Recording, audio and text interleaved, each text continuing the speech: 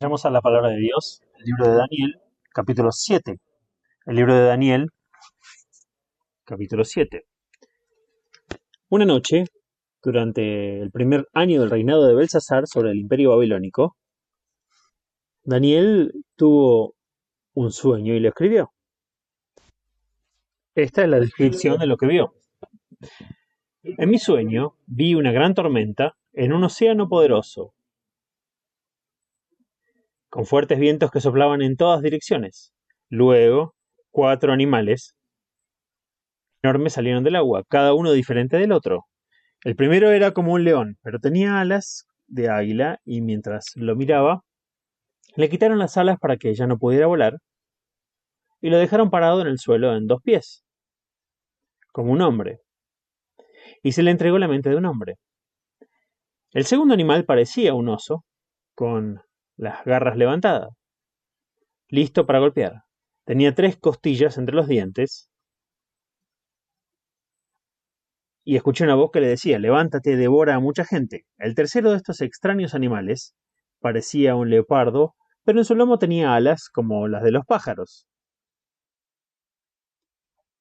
Tenía 4 cabezas, y se le dio un gran poder sobre toda la humanidad. Mientras observaba, en mi sueño, un cuarto animal surgió del océano, demasiado terrible para describirlo, e increíblemente fuerte. Devoró a algunas de sus víctimas desgarrándolas con sus enormes dientes de hierro, y a otras aplastó bajo sus pies. Fue mucho más brutal y vicioso que cualquiera de los otros animales. Tenía 10 cuernos.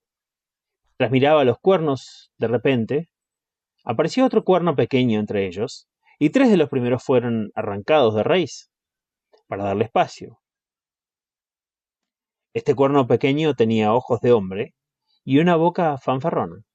Vi mientras se colocaban los tronos, y el anciano de días, el Dios Todopoderoso, se sentó para juzgar. Su ropa era tan blanca como la nieve, su cabello más blanco que la lana, y se sentó en un trono de fuego que venía con ruedas en llamas, y un río de fuego fluía delante de él. Millones de ángeles le ministraron, y cientos de millones de personas se pararon ante él, esperando ser juzgadas. Luego la corte comenzó su sesión, y los libros se abrieron. Mientras veía cómo mataban al cuarto animal brutal, y su cuerpo fue entregado para ser quemado debido a su arrogancia contra el Dios Todopoderoso, y la jactancia de su cuerno pequeño. Tocante a los otros 3 animales, les quitaron sus reinos, pero se les permitió vivir un poco más de tiempo. Después vi la llegada de uno semejante a hombre. Parecía haber sido llevado allí en nubes del cielo.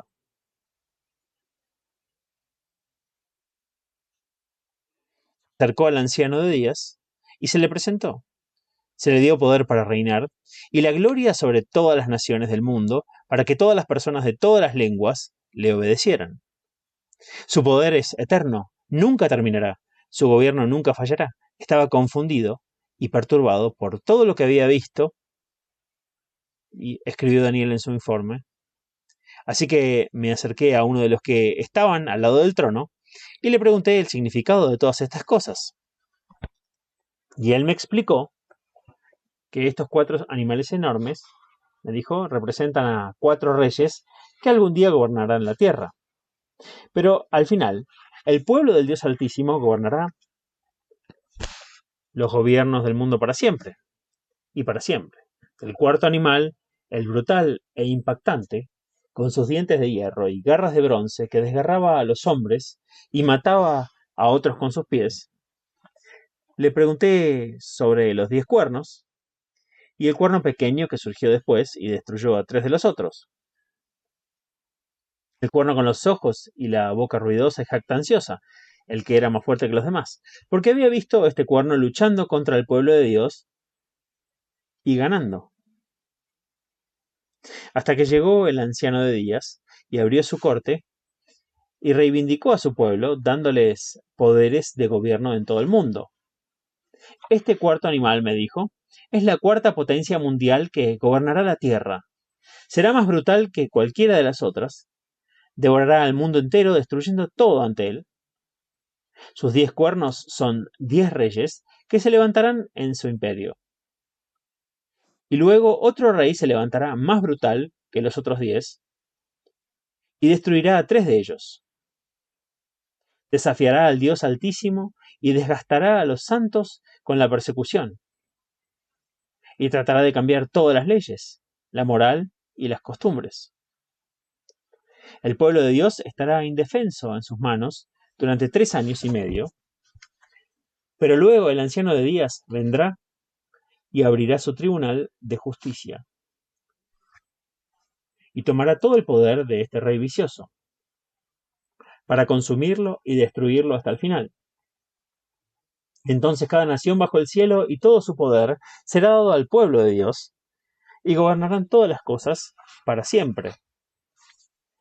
Y todos los gobernantes le servirán y obedecerán.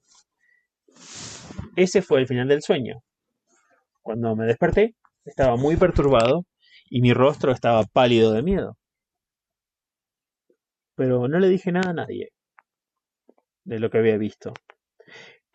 Con la segunda mitad de Daniel, del capítulo 7 al 12, entramos en una sección muy diferente de este libro. Para empezar, la narrativa cambia de la tercera persona a la primera, de hablar de Daniel como él, a Daniel hablando de sí mismo como yo. Mucho más personal. Estamos leyendo el diario del propio Daniel. Daniel hizo algo que uno de mis hijos hace, mantiene un diario junto a su cama y lo llena, y anota todo lo que pasa. Así que de ahora en adelante estamos leyendo un relato muy personal. En segundo lugar, estamos cambiando de un informe de cosas que pasaron a un informe de cosas que son futuras. Y solo la palabra de Dios puede hacer esto. Otras personas pueden especular y adivinar y estudiar las estrellas, pero solo Dios puede decirnos exactamente lo que sucederá en el futuro. Por lo que los capítulos 1 a 6 se escribieron después de los eventos que describen, mientras que los capítulos 7 a 12 están escritos antes de los eventos que describen, lo que los convierte en un tema fascinante. Luego hemos cambiado de historias sencillas sobre cosas que sucedieron, Daniel en el foso de los leones, Sadrach, Mesach y Abednego en el horno de fuego, y hemos cambiado a la visión y el sueño, y de ahora en adelante el libro está en lenguaje de imágenes. Así que voy a usar mucho el proyector y la pantalla porque es necesario para ver y escuchar lo que la Biblia describe en los capítulos 7 a 12. Ahora Daniel tuvo un sueño y no pudo interpretarlo por sí mismo, habiendo interpretado sueños para Nabucodonosor y otros. No pudo por sí mismo descubrir el significado del sueño que tuvo.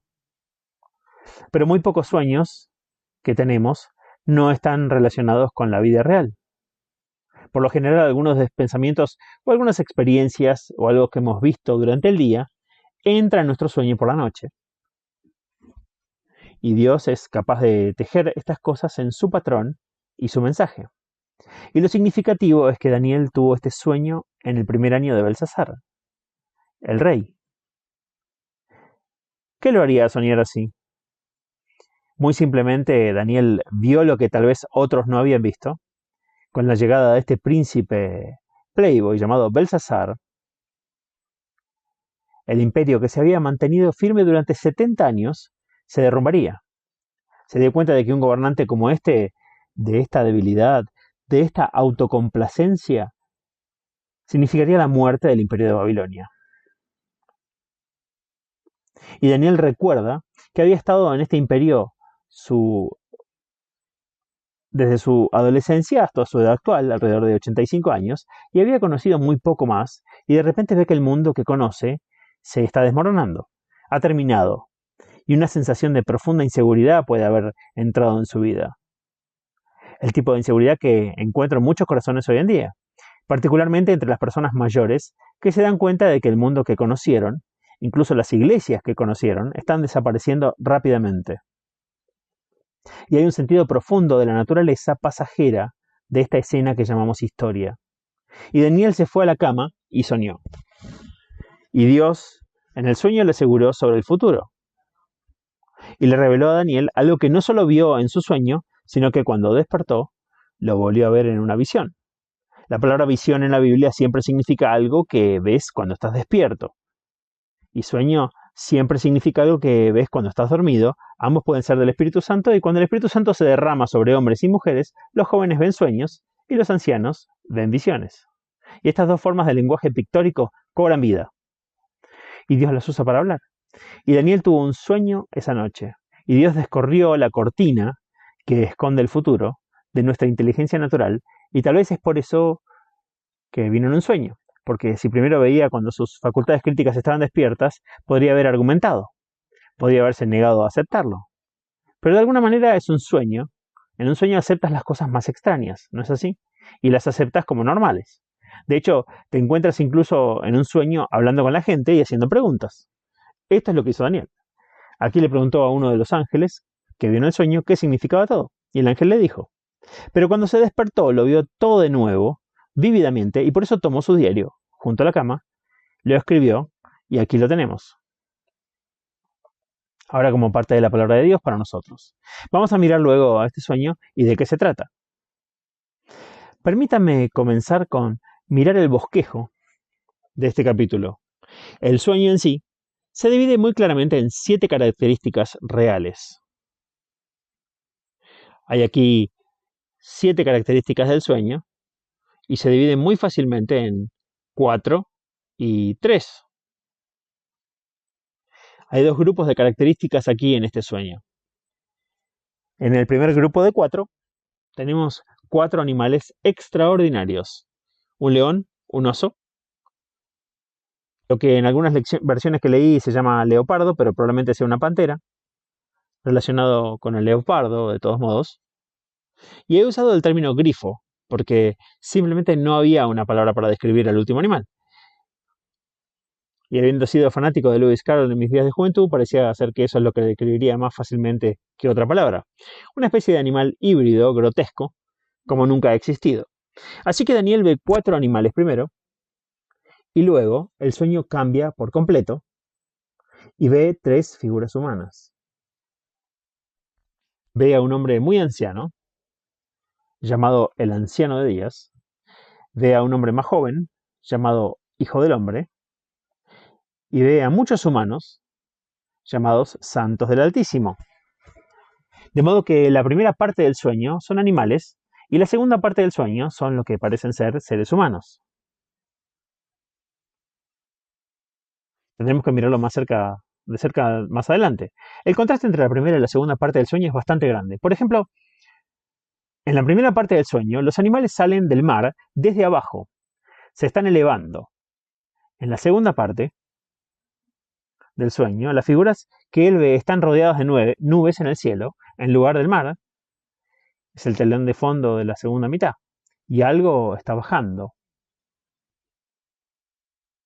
En un caso, hay monstruos que se elevan, pero en el otro caso, como he dicho, hay majestad descendiendo. Además, estos 4 animales son brutos, feroces, que atacan a otros, y cada uno de ellos a su vez parece hacer daño y luego se desvanece, hasta que llega el cuarto y es el peor de todos. Bueno, ahora ese es el sueño. La primera parte tiene una especie de atmósfera amenazante, un ambiente horrible. La segunda mitad es reconfortante y parece alentadora. La primera parte es algo malvado, que se eleva desde abajo. La segunda parte es algo bueno, que desciende desde arriba.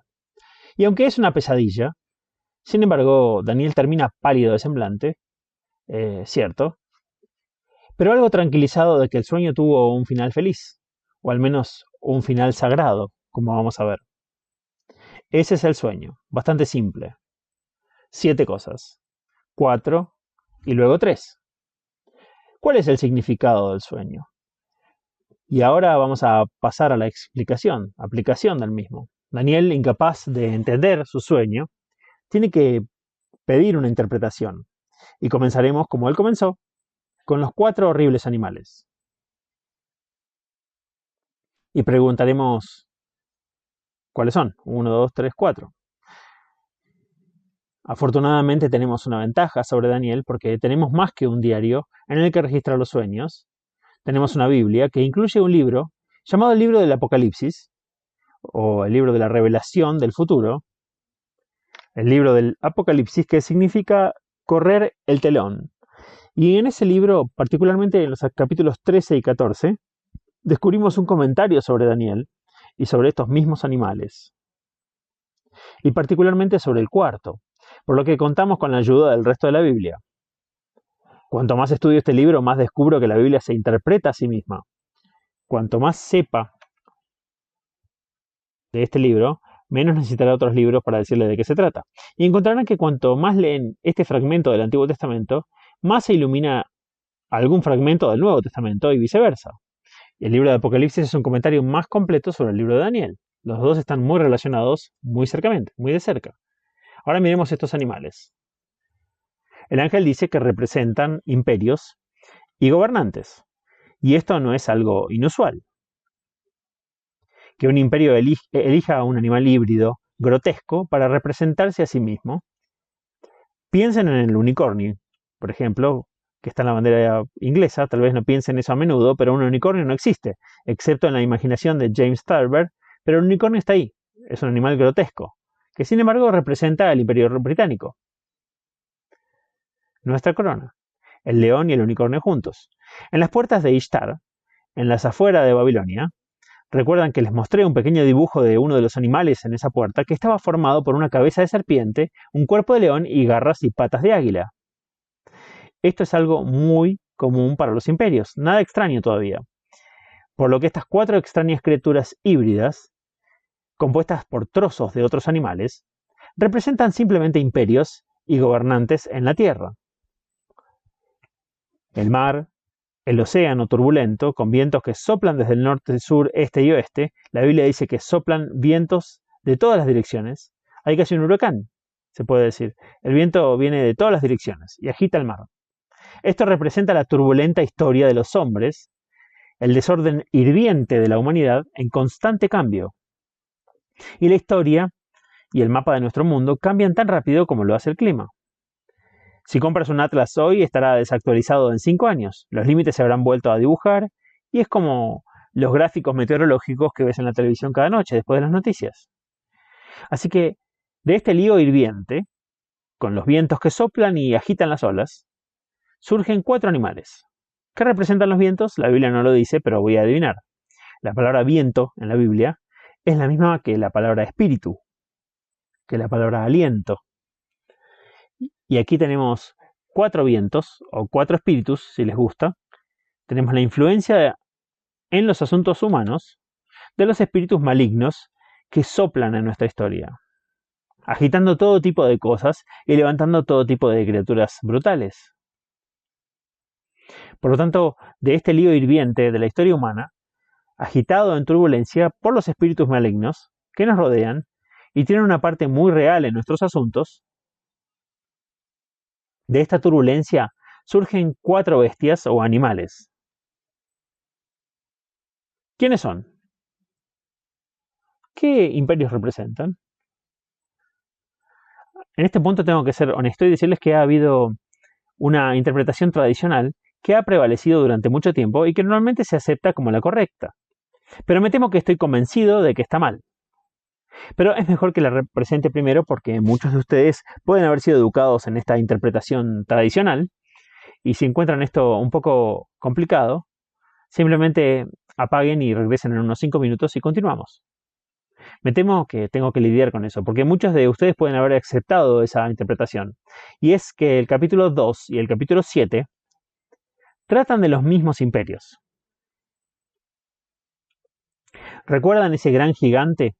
La gran bestia del sueño de Nabucodonosor, la cabeza y los hombros, el pecho y los brazos, los lomos y luego las piernas, que representan los 4 imperios.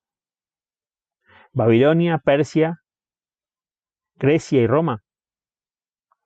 Indudablemente eso es lo que se representa en el capítulo 2. Y la gente ha dicho, ¿no podría ser lo mismo? Estos 4 animales eran Babilonia, y a Babilonia le gusta mucho el simbolismo de un león.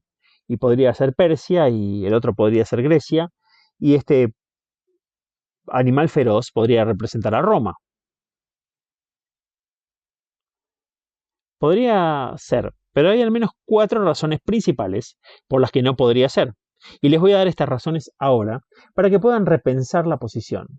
Luego volveremos a una identificación de lo que pienso. La primera razón es que la historia de estos 4 imperios no se ajusta a los detalles de estos animales. Hay muchas discrepancias importantes. Por ejemplo, Roma nunca fue gobernada por 10 gobernantes, el Imperio Romano nunca tuvo 10 cuernos, Grecia nunca comenzó con 4 cabezas, comenzó con una cabeza, Alejandro el Grande, mientras que esta bestia tiene 4 cabezas desde el principio. Y hay muchas otras. Quizá la discrepancia sobresaliente es que estos imperios no surgieron en un periodo de turbulencia internacional. Pero hay otras razones muy convincentes. La segunda razón principal es que Persia y Grecia se mencionan por su nombre en el capítulo 8, como veremos a continuación. Persia se dice que es como un carnero y Grecia se dice que es como una cabra. Ahora Dios estaría confundiéndonos si Él estuviera llamándolo de otra manera aquí. La tercera razón es aún más convincente, y es esto, lo que a Daniel se le dice en el sueño, que las 4 bestias surgirán en el futuro, mientras que Babilonia ya estaba cuando Daniel tuvo ese sueño. Así que no puede ser esto. Y el argumento decisivo final para mí es el versículo 12, que dice esto, que las primeras 3 bestias, aunque pierden su dominio mundial, sobrevivirán la extinción del cuarto.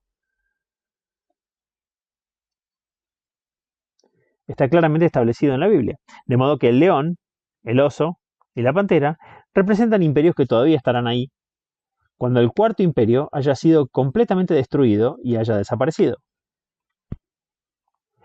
Claramente no pueden encajar a Babilonia, Persia, Grecia y Roma en estos 4, ¿verdad? Aquellos de ustedes que se han perdido pueden volver a sintonizar. Ahora voy a mantenerme positivo. Voy a empezar con la cuarta bestia, porque es la más fácil de identificar. Es la más clara, que tiene más pistas.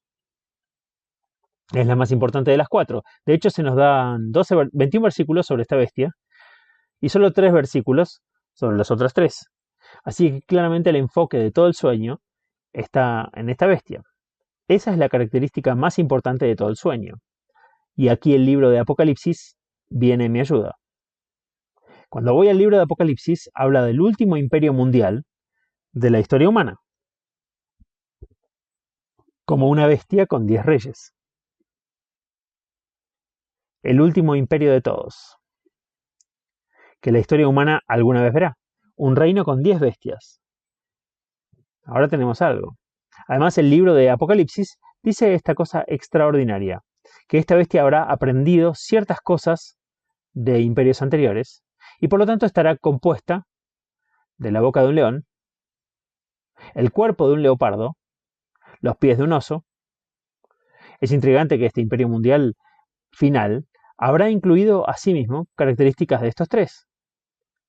Además, Apocalipsis nos dice que de esos 10 cuernos, uno se convertirá en el más fuerte y se convertirá en el dictador final de un estado mundial.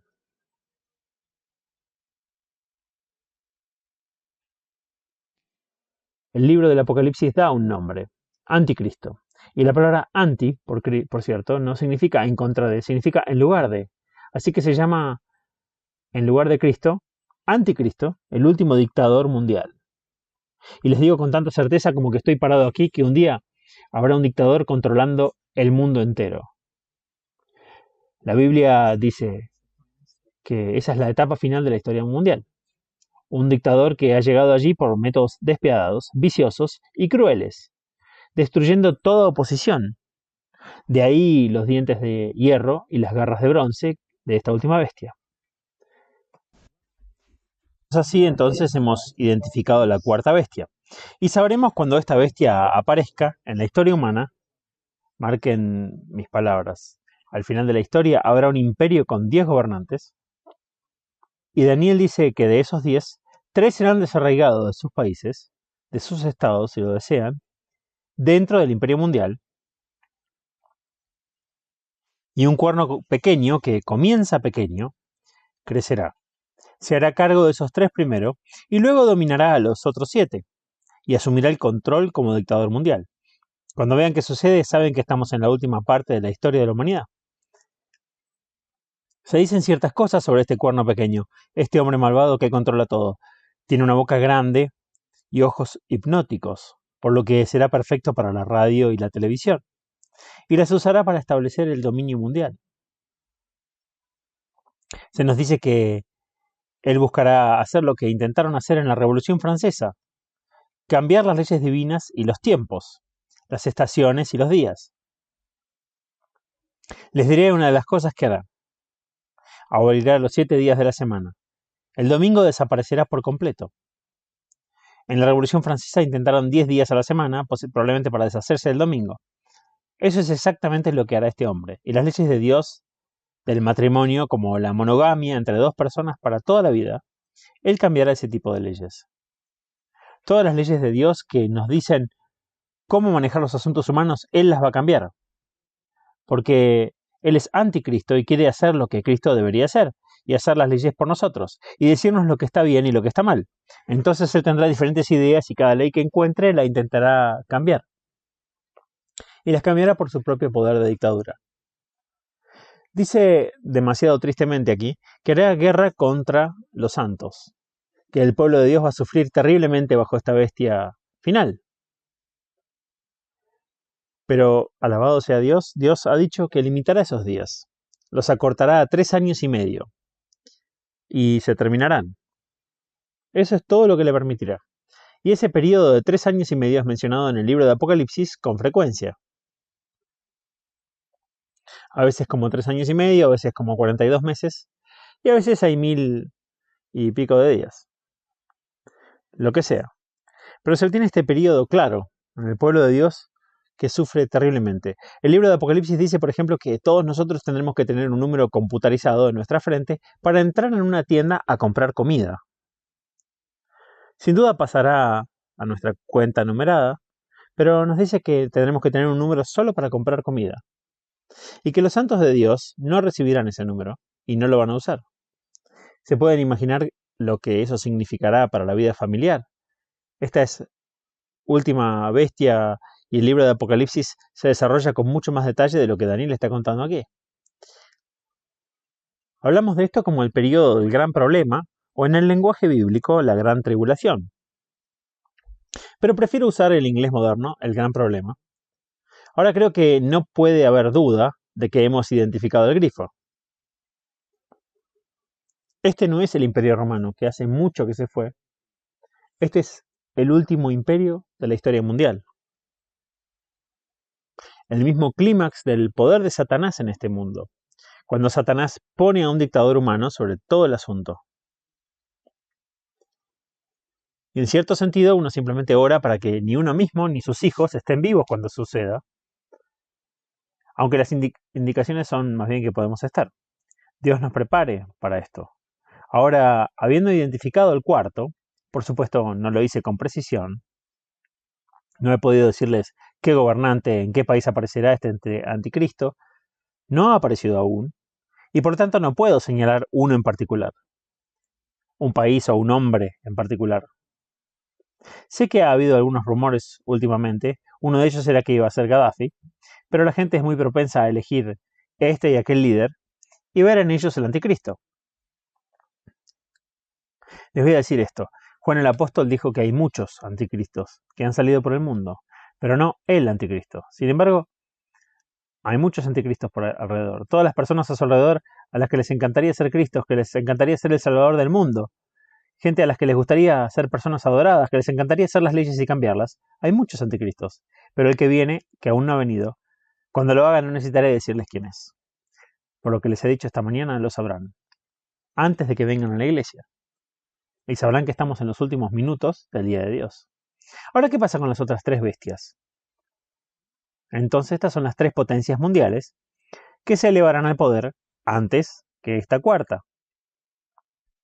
que perderán su poder, pero aún van a estar ahí, identificables como naciones, cuando ésta venga, que sobrevivirán cuando venga. Y todavía estarán ahí, después de que éste haya sido borrado. ¿Hay alguna pista sobre esto? El único principio bíblico que debemos aplicar es que todas las naciones e imperios mencionados en la Biblia son aquellos que tienen negocios con la tierra santa de Dios de alguna manera.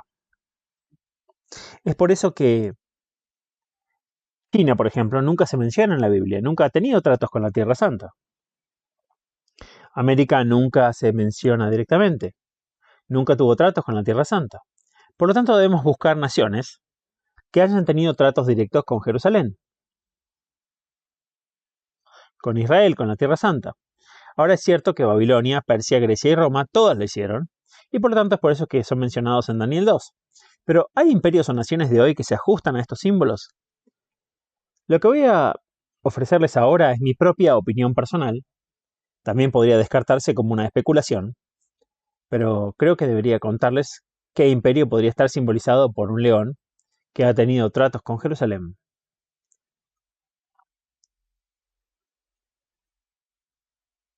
La respuesta es que somos nosotros mismos, el Imperio Británico. Desde 1917, cuando el general Allenby entró a Jerusalén, hasta 1948, cuando salió, éramos responsables de la Santa Ciudad de Dios. Y nos guste o no, nos atrajeron al Medio Oriente. Sé que hicimos promesas contradictorias a árabes y judíos, y es por eso que no tenemos la confianza de ninguno de los dos ahora. Pero sin embargo, fuimos responsables. Fuimos atraídos ahí, por lo tanto, creo que el Imperio Británico se convirtió en parte de la historia de Dios en ese momento. Si eso es lo que vemos en este capítulo. ¿Dónde encajarían las alas del águila?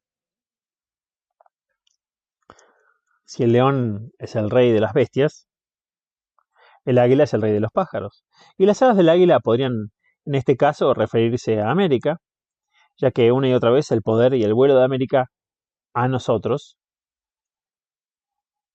nos han salvado del desastre. Debemos reconocer esto.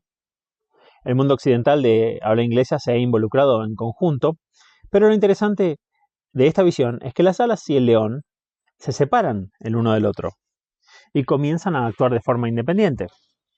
El león está sin alas. Y desde la crisis de Suez y más recientemente en esta guerra donde Gran Bretaña y Estados Unidos han tomado líneas diferentes, ha quedado bastante claro que Gran Bretaña y Estados Unidos ya no van a actuar juntos en el Medio Oriente. Nos hemos separado. Además, al león británico le fue dado un vasto imperio por todo el mundo y ahora se ha reducido al tamaño de los hombres, con el tamaño de una nación humana. Ya no somos una potencia mundial y tenemos que afrontarlo. Solo estamos a la altura de un hombre en este momento y estamos siendo tratados de esa manera. Es por eso que los africanos hablan del león desdentado.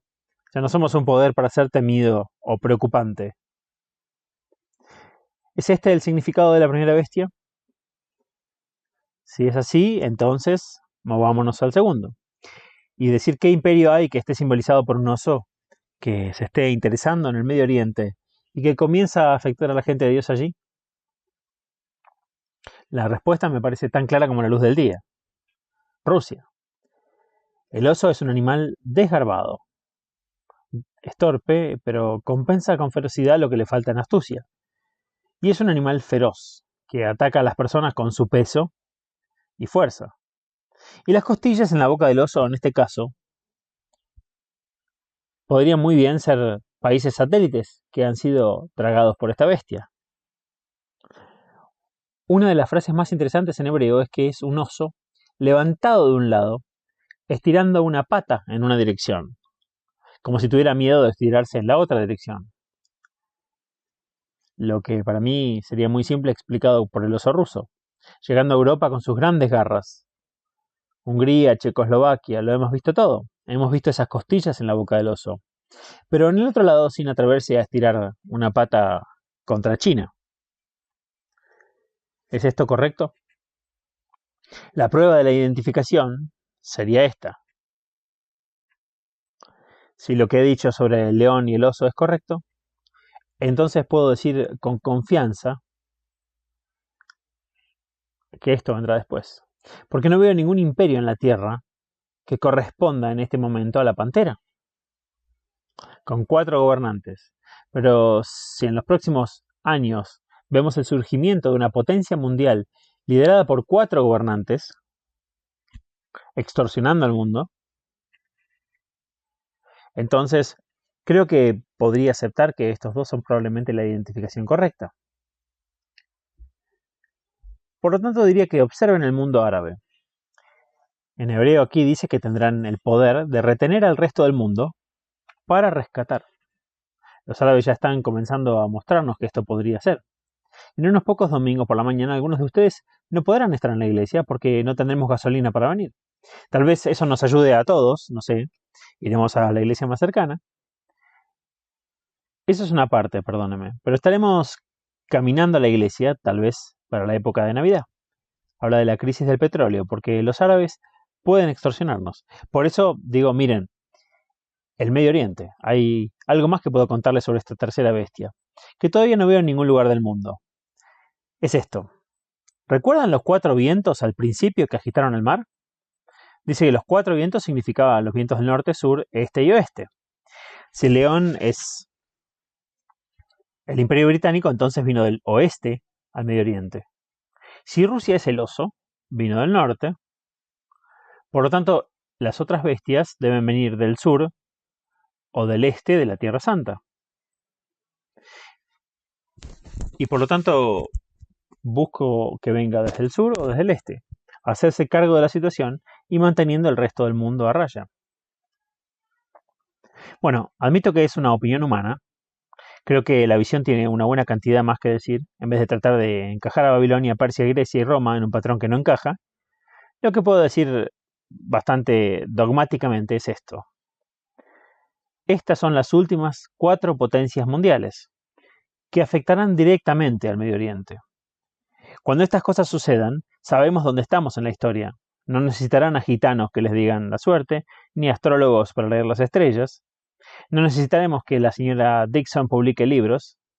Tenemos la palabra de Dios y tiene todo lo que necesitamos saber para saber dónde estamos. Así que estoy esperando a ver si las cosas resultan como dice la Biblia en esta imagen, si eso aparece claramente en la escena, entonces sé que nos estamos acercando mucho al clímax de la historia de Dios. Podríamos estar justo en el medio. Las arenas del tiempo pueden estar terminándose hoy.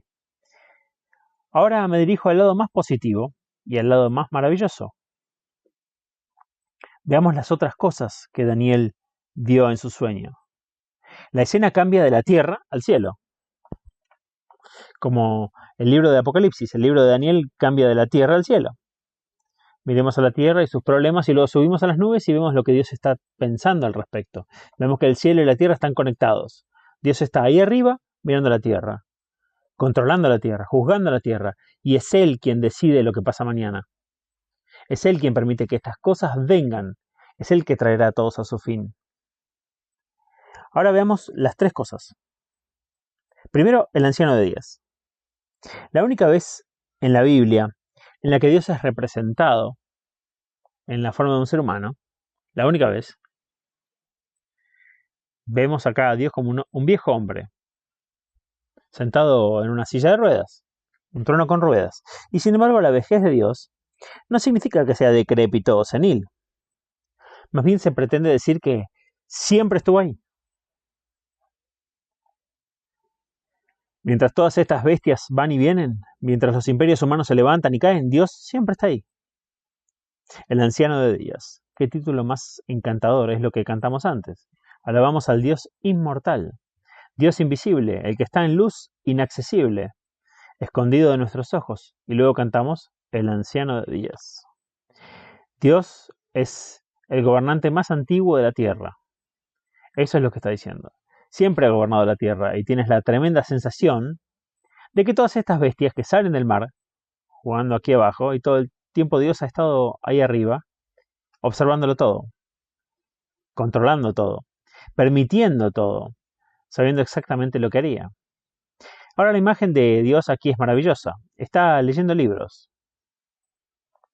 Hay una pila de libros y Dios está abriendo y leyéndolos. Son el registro de los hechos humanos en la tierra. tanto si llevas un diario de tu vida como si no. Dios lleva un diario de tu vida. ¿Se han dado cuenta de que en el cielo hay un diario escrito para cada día de tu vida? Es interesante lo que pones en tu propio diario. ¿Escribes tus propias faltas y pecados en tu diario? Es una práctica bastante saludable si lo hacen. Están escribiendo una copia del diario de Dios sobre ustedes. Y Dios está leyendo libros. ¿Qué han estado haciendo en mi tierra? Dios hace eso antes de decidir qué hacer con la gente. Desde el trono hay miles de ángeles ministrando, esperando que Dios les dé órdenes, esperando que Dios diga, bajen a la tierra y hagan esto. Y ante Él se reunieron multitudes de personas agolpadas a los pies del trono, que acabo de dibujar aquí abajo. Y del trono salen ríos de llamas que arden. El juicio de Dios, porque el fuego hace dos cosas: quema lo que es escoria y basura, pero refina lo que es precioso como el oro.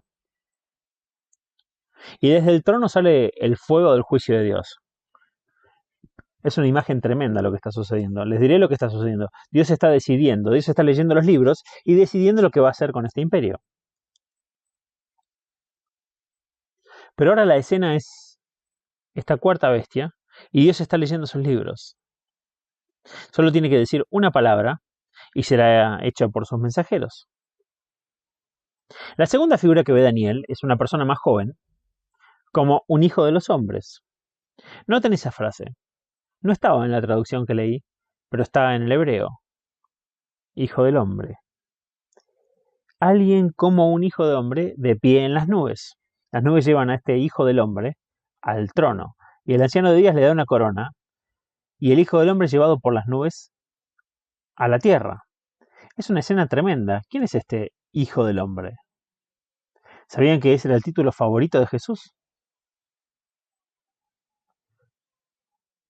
Para sí mismo. ¿Se han preguntado alguna vez por qué siempre Jesús seguía hablando de sí mismo como hijo del hombre?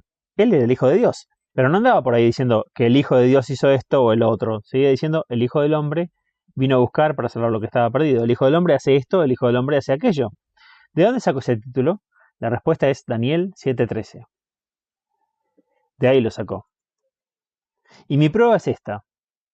No solo es el número de veces que lo usó. En Lucas solo lo usas 27 veces sobre él mismo. Pero cuando estuvo en el juicio ante Anás y Caifás, la parte religiosa de su juicio, no la política, cuando se presentó ante Anás y Caifás, lo juzgaron tratando de incriminarlo por sus propias palabras, lo cual es ilegal. Pero dijeron, te conjuramos por el Dios vivo. ¿Eres el Cristo, el Hijo de Dios? Y él dijo, yo soy, que es el nombre de Dios. Y luego añadió esto, y van a ver al Hijo del Hombre venir con las nubes del cielo. Y citó este mismo versículo. No hay duda de quién es el Hijo del Hombre. Es Jesús. Y por tanto estamos mirando ahora a Jesús, estamos mirando a Dios aquí, al anciano de días. Estamos mirando a Jesús y Dios ha entregado a Jesús los reinos del mundo. Ahora pasemos al tercer paso. Así como Dios está entregando a Jesús los reinos del mundo, Jesús viene con nubes de gloria. ¿Y han visto alguna vez algo más majestuoso que las nubes? ¿Han volado alguna vez por encima de las nubes en un avión cuando hay cúmulos y el sol está brillando? ¿Te sientas en el cielo? ¿Alguna vez te has sentido así? ¿Has mirado por la ventana del avión y la gloria y la majestuosidad de las grandes nubes? Los colores y la luz es glorioso. ¿Saben cuál es el color favorito de Dios? El blanco. No sé cuál es el color favorito de ustedes, pero el de Dios es blanco. La ropa que lleva aquí es blanca, su pelo es blanco como la nieve, y Dios hizo todos los colores, y cuando se juntan hacen la luz blanca. Porque ese es su color favorito, es el color del cielo. En cierto sentido, dejen que esa pared blanca les recuerde a Dios, es el color favorito de Dios. Y las nubes son blancas, con el sol brillando sobre ellas, y ahí viene el Hijo del Hombre. Y esto es lo sorprendente. El Hijo del Hombre no va a guardar este reino para sí mismo, lo va a compartir con otras personas y lo va a pasar a los santos del Altísimo. Ese es el tercer grupo humano. Él ve a un anciano aquí y es una imagen de Dios. Él ve a un joven aquí y es una imagen de Jesús. Él ve muchos hombres ahí y es una imagen de los santos. La verdad literal es que los santos del Altísimo, los que creen en Jesucristo, van a ser un día el gobierno mundial y van a reinar con él, después de haber resucitado con él. Esto es asombroso. ¿Se han dado cuenta de que vamos a ser ministros de gabinete? Lo digo muy en serio. Por una razón, que voy a exponer en un momento.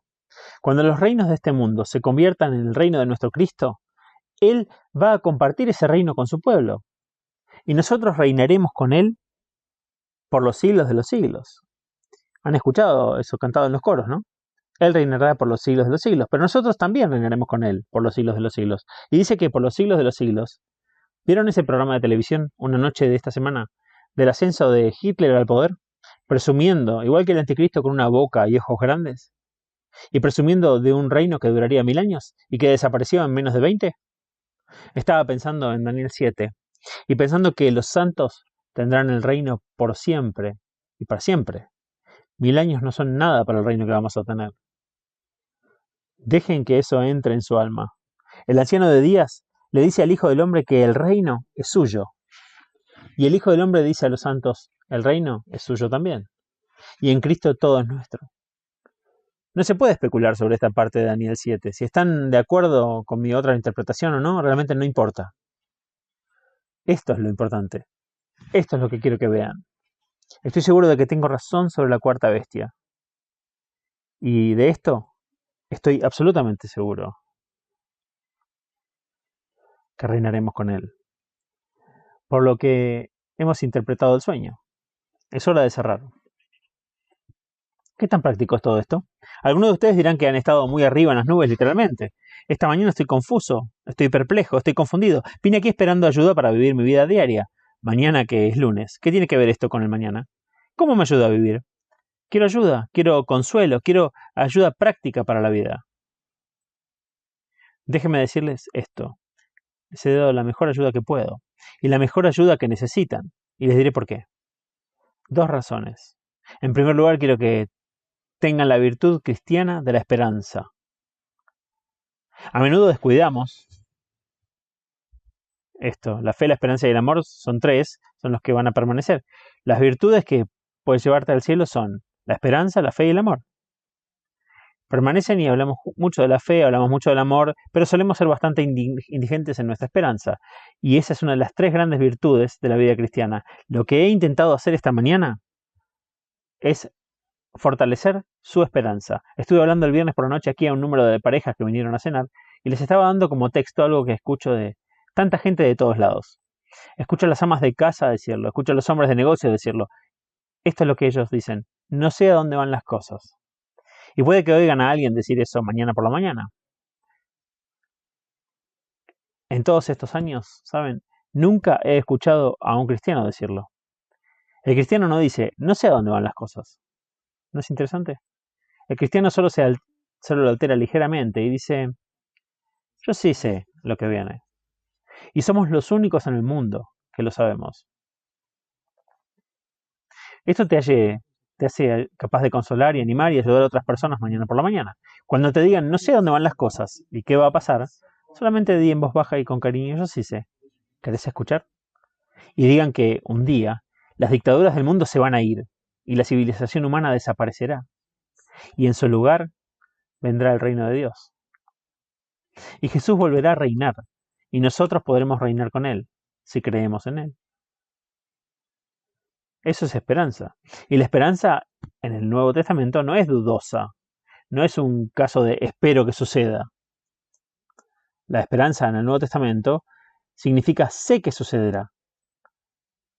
Que dejemos que nuestra esperanza crezca mientras estudiamos estos últimos capítulos de Daniel, para que un mundo que no sabe dónde está y que no sabe dónde va, en un mundo así podamos decir que sabemos. Y lo segundo es que si este estudio de esta mañana ha fortalecido tu esperanza, espero que también haya estimulado tu santidad. Porque si vamos a reinar, es mejor que empecemos a prepararnos. Nuestra posición es la de los niños de la realeza, que saben que un día la corona será colocada en sus cabezas. Nuestra posición es la de una princesa o un príncipe que sabe que un día la responsabilidad del gobierno será suya. Y les digo, hermano, hermana cristiana, la responsabilidad que Cristo te dará en su reino está directamente relacionada con nuestra fidelidad de ahora como cristianos. Y si has sido fiel en mucho, podrá darte mucha responsabilidad. Tu posición en su gobierno depende de cómo te comportes esta semana y de cómo respondas a su gracia. La Biblia dice que aquel que tiene esta esperanza en él se purifica, se prepara. Vamos a ser un rey. Por lo tanto, debo empezar a entrenar como un príncipe ahora. Debo comportarme como la realeza, debo tener la dignidad de un niño de la realeza. Ahora, eso es bastante práctico. Nos está haciendo reyes y sacerdotes para Dios. Entonces debemos vivir dignamente y prepararnos para tal responsabilidad. Y pensar así en el futuro y reflexionar frecuentemente sobre el regreso de nuestro Señor en la gloria. Es tener uno de los mayores estímulos para la santidad que se puede tener. ¿Especulación? Esto tiene que ver con el fregadero de la cocina y el escritorio de la oficina y cómo te comportas mañana por la mañana. ¿No es emocionante? Así que la palabra de Dios, habiendo explorado las vastas eras de la historia y habiéndonos mostrado hacia dónde se dirige todo, finalmente vuelve a esto. ¿Te estás preparando? Si no lo estás, entonces por mucho que creas con la cabeza, no puedes culpar a los demás por decir que no te creen cuando les dices que todo esto, porque tu vida no lo demuestra. Oremos. La Biblia dice que no debemos descuidar la comunión entre nosotros, que debemos animarnos unos a otros y edificarnos mutuamente y estimularnos a las buenas obras, porque vemos que el día se acerca. Señor, enséñanos a aplicar estas cosas en la práctica. ¿Cómo estar preparados para ese día y hora que nadie conoce? Señor, gracias por las señales de los tiempos. Y al ver que estas cosas empiezan a suceder, levantamos la cabeza, porque nuestra redención se acerca. Aleluya. El Señor Dios omnipotente reina. Amén. Himno número 185. Él viene con las nubes, descendiendo. Estamos cantando sobre el regreso de Cristo en este himno.